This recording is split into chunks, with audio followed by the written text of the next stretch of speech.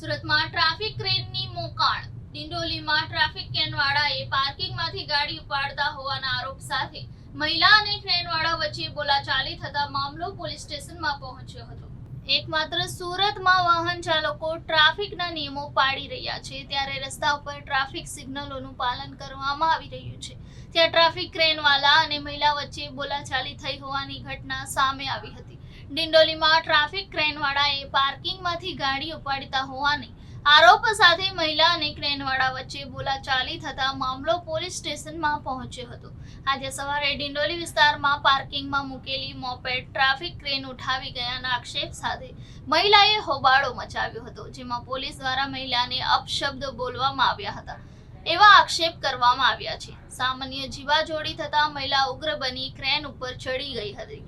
પાર્કિંગમાંથી ગાડી ઉપાડી છે, મને મારી ગાડી આપવું કહી હોબાળો મચાવ્યો હતો. ટ્રાફિક ક્રેન ઉપર ચડેલી મહિલાને જોઈ લોકટોળું એકત્રિત થયું હતું. આખરે આ સમગ્ર મામલો ડિંડોલી પોલીસ સ્ટેશનમાં પહોંચ્યો હતો.